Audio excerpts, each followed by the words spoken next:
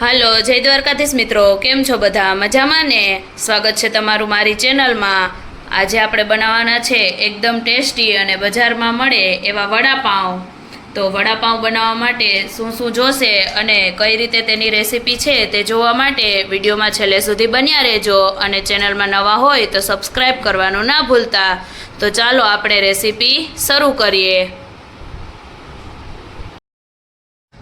તો સૌથી પહેલાં આપણે એના માટે બટેટા બાફવા મૂકી દઈએ. તો આપણે બટેટા લઈ લીધા છે, તેમાં થોડું મીઠું એડ કરી દઈશું અને પાણી એડ કરી અને આપણે તેને બાફવા મૂકી દઈશું.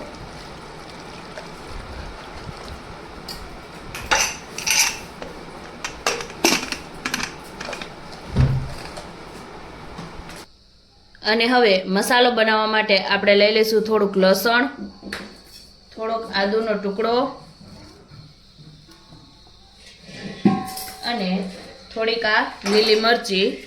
તીખાશ તમે તમારા સ્વાદ પ્રમાણે લઈ શકો છો. અને હવે આ ત્રણેય વસ્તુને આપણે ખાંડી લેશું.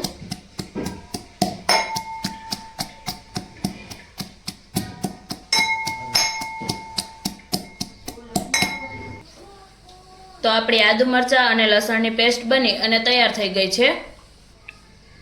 હવે આપણે વડા બનાવવા માટે ચણાના લોટનું બેટર બનાવવાનું છે. તો એના માટે આપણે આ લઈ લીધો છે ચણાનો લોટ અને એમાં આપણે એડ કરી દઈશું મીઠું, સ્વાદ પ્રમાણે મીઠું. અને ત્યાર પછી આપણે તેમાં એડ કરી દઈશું પાણી.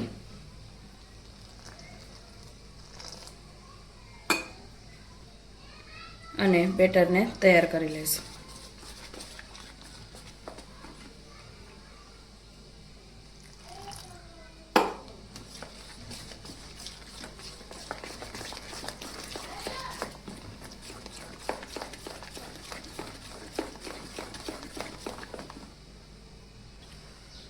તો આપણું ચણાના લોટનું બેટર બની અને તૈયાર થઈ ગયું છે. હવે આપણા બટેટા બફાઈ ગયા છે, તો તેને આપણે ફોલી લેશું. આ રીતે આપણે બટેટાને ફોલી લીધા છે. હવે આપણે તેનો છૂંદો કરી લેશું. તો આ રીતે આપણે બટેટાનો છૂંદો કરી લેશું અને હવે આપણે તેનો મસાલો બનાવશું. હવે મસાલો બનાવવા માટે આપણે લઈ લીધું છે 1 ચમચી જેટલું તેલ. તેલ ગરમ થઈ જાય એટલે આપણે તેમાં થોડીક રાઈ એડ કરી દઈશું. ત્યાર પછી જીરું એડ કરી દઈશું. થોડાક લીમડાના પાન એડ કરી દઈશું અને આપણે જે આદુ મરચાં અને લસણની પેસ્ટ બનાવી છે તેને એડ કરી દઈશું. આમાં આપણે જે તીખી મરચી આવે છે એ લેવાની છે.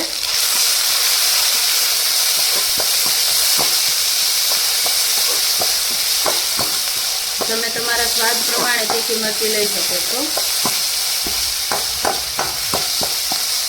ત્યાર પછી આપણે તેમાં થોડીક હળદર અને સ્વાદ પ્રમાણે મીઠું એડ કરી દઈશું.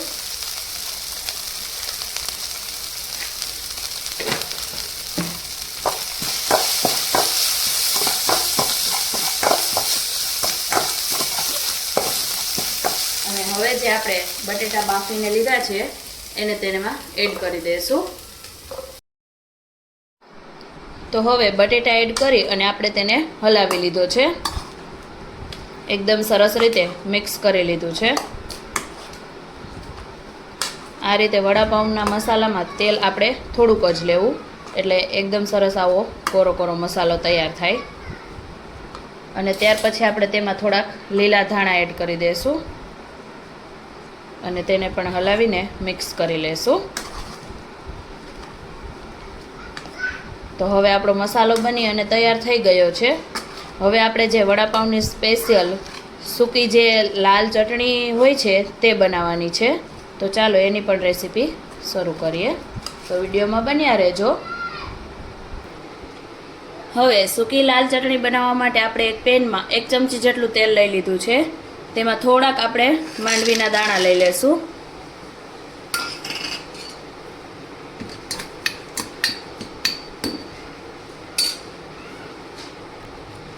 અને ત્યાર પછી આપણે થોડુંક તેમાં લસણ લઈ લેશું.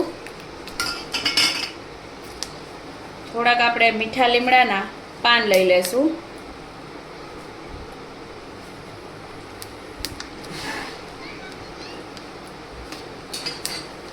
અને થોડાક આપણે સફેદ તલ લઈ લેશું. આ બધી વસ્તુને આપણે તેલમાં થોડીક વાર સાતળી લેશું.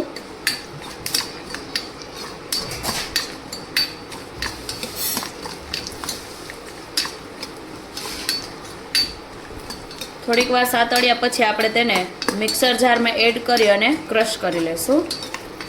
વધારેમાં તમે ટોપરાનું ખમણ પણ એડ કરી શકો.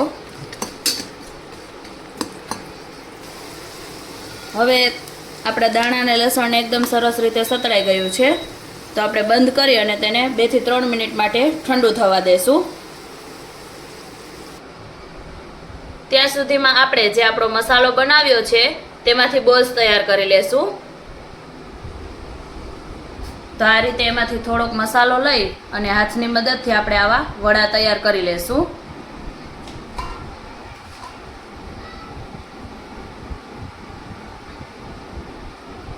આ રીતે આપણે બધા વડા બનાવી અને તૈયાર કરી લેશું.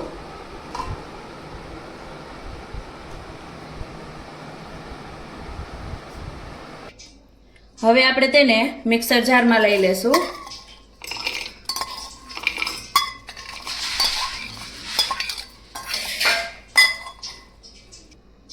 અને ત્યાર પછી તેમાં થોડુંક મીઠું અને લાલ મરચું પાવડર એડ કરી અને તેને ક્રશ કરી લેશું.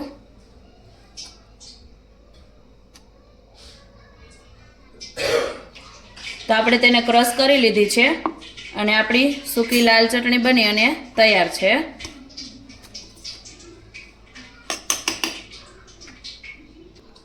હવે આપણે વડાને તળી લેશું. તો વડાને આ રીતે લઈ તેની ફરતી સાઈડ આપણે લોટ લગાવી લેશું અને પછી તેને આપણે ગરમ તેલમાં મૂકી દેશું.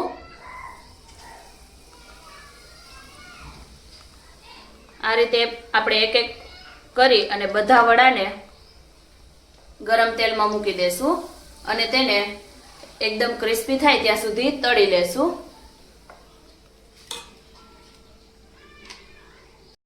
હવે આપણે એક તવીમાં થોડું તેલ લગાવી લઈશું અને તેમાં આપણે જે ચટણી બનાવી છે તેને એડ કરી દઈશું. આ રીતે તેલમાં થાય પછી આપણે જે પાઉં છે તેને આ રીતે ચટણી લગાવી લેશું. એટલે એકદમ જે મુંબઈ સ્ટાઇલ વડાપાઉં આવે છે સૂકી આવી ચટણીવાળા, લાલ ચટણીવાળા, એવા બની અને તૈયાર થશે. આ રીતે આપણે પાઉંમાં ચટણી લગાવી લેશું. તો જો બંને સાઈડ આપણી ચટણી લગાવીને એકદમ સરસ રીતે તૈયાર થઈ જાય છે.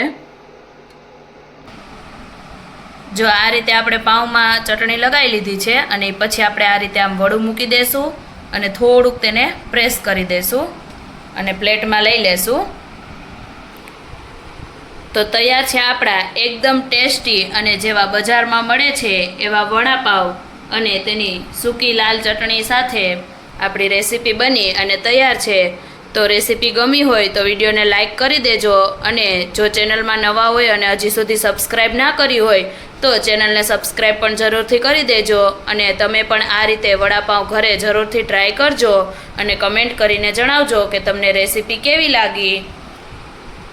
અને આવી અવનવી બીજી ગુજરાતી વાનગીઓના વિડીયો જોવા માટે એકવાર અમારી ચેનલની અવશ્ય મુલાકાત લેજો.